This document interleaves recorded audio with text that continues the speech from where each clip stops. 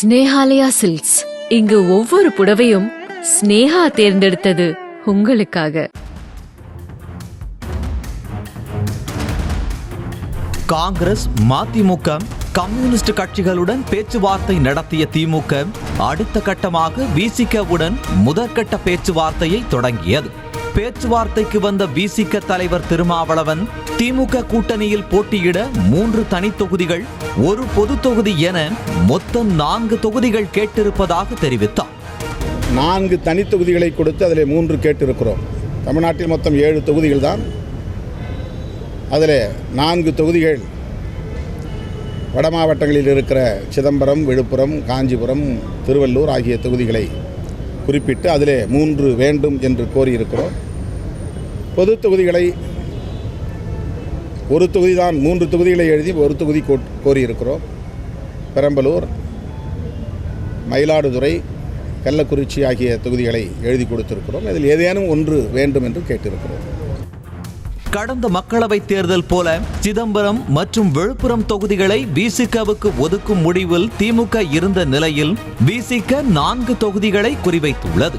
சிதம்பரம், விழுப்புரத்தோடு சேர்த்து கடந்த முறை காங்கிரஸ் போட்டியிட்ட திருவள்ளூர், திமுக போட்டியிட்ட காஞ்சிபுரம் ஆகிய 4 தொகுதிகளில் 3 தொகுதிகளை தங்களுக்கு ஒதுக்குமாறு விசிக கேட்டுள்ளது.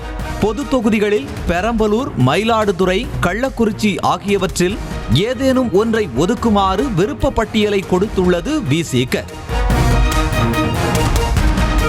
தொடர்ந்து பேச்சுவார்த்தைக்கு சென்ற இந்திய யூனியன் முஸ்லிம் லீக் கட்சி கடந்த முறை ஒதுக்கிய ராமநாதபுரம் தொகுதியவே ஒதுக்க கேட்டுள்ளதாக தெரிவித்தது. மேலும் ஒரு ராஜ்யசபா பதவியை கேட்டிருப்பதாக கூறிய இந்திய யூனியன் முஸ்லிம் லீக் கட்சியினர் கேட்டதே ஒரே ஒரு தொகுதி என்பதால் அதனை ஒதுக்க வேண்டும் என ஒரே முடிவாக கூறிவிட்டனர். யாரையும் எந்த தொகுதியை நாங்கள் கேட்கவில்லை. ஒரே தொகுதி தான் எங்களுக்கு தரப்போவது ஒரே ஒரு தொகுதி தான். இந்த எல்லா கூட்டணி கட்சிகளுக்கும் அவர்கள் பிரிந்து கொடுக்க வேண்டிய நிலையில் எங்களுக்கு உரியது ஒரே தொகுதி தான் கொடுப்பார்கள்.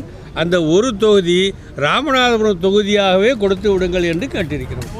ராமநாதபுரம் தொகுதியை இந்திய யூனியன் முஸ்லிம் லீக் கட்சிக்கு ஒதுக்க தேர்தல் ஒருங்கிணைப்பு குழு கூட்டத்தில் திமுக நிர்வாகிகள் எதிர்ப்பு தெரிவித்த நிலையில் சொந்த கட்சி நிர்வாகிகள் எதிர்ப்பை மீறி ராமநாதபுரம் தொகுதியை கூட்டணிக்கு ஒதுக்குமா அல்லது திமுகவே களம் காணுமா என்ற எதிர்பார்ப்பு எழுந்துள்ளது.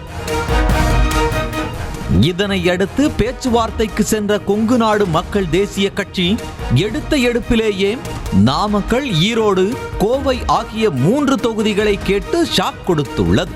அதாவது ரொம்ப பாசிட்டிவாக இருக்குன்னு சொல்லிட்டேன். இது கூட்டணி உண்டா இல்லையாங்கிறதெல்லாம் இப்போ கிடையாது. அது மாதிரி பேச்சை நீங்களும் யாரும் கேள்வி கேட்கறதில்ல, யாரும் அதுக்கான இதெல்லாம் கிடையாது. இப்போ தொகுதிகள் என்ன ஏது அப்படிங்கிறதா உங்களுடைய சந்தேகமாகவும் இருக்குது. ஆனால் எல்லாம் பாசிட்டிவாக போயிட்டுருக்கு. வெகு விரைவிலே முடிக்கும். கடந்த தேர்தலில் அந்த கட்சிக்கு ஒரே ஒரு தொகுதியாக நாமக்கல் மட்டுமே ஒதுக்கப்பட்டது. அப்படி இருக்கையில் இந்த தேர்தலில் 3 தொகுதிகளை குறிவைத்து கொங்கு நாடு மக்கள் தேசிய கட்சி பேச்சுவார்த்தைக்கு சென்றது பேச்சுவார்த்தை குழுவையே அதிர்ச்சிக்கு உள்ளாக்கியதாக கூறப்படுகிறது. அதிலும் குறிப்பாக கொங்கு மண்டலத்தில் செல்வாக்கை கட்டமைக்க திமுக முயற்சித்து வரும் நிலையில் அதற்கு அடிநாதமான கோவை தொகுதியவே கொங்கு நாடு மக்கள் தேசிய கட்சி கேட்பது புதிய குழப்பத்தை ஏற்படுத்தியுள்ளது. கோவை தொகுதி கமலுக்கு ஒதுக்கப்படும் என ஒரு பக்கம் சொல்லப்பட்டாலும் இன்னொரு பக்கம் திமுகவே களமிறங்க யோசித்து வருவதாக ஒரு தகவலும் வெளியானது. செந்தில் பாலாஜி தரப்பினர், மற்றொரு சீனியர் அமைச்சரின் தரப்பினர் என கோவையை பிடிக்க கட்சிக்குள்ளேயே கடும் போட்டி இருந்து வருவதாக சொல்லப்படும் நிலையில் புதிதாக கொங்கு நாடு மக்கள் தேசிய கட்சியும் கோதாவில் குதித்துள்ளது. ஸ்னேஹாலயா சில்க்ஸ். இங்கு ஒவ்வொரு புடவையும் ஸ்னேஹா தேர்ந்தெடுத்தது உங்களுக்காக. செய்திகளை உடனுக்குடனும் துல்லியமாகவும் தெரிந்து கொள்ள சப்ஸ்கிரைப் பண்ணுங்க.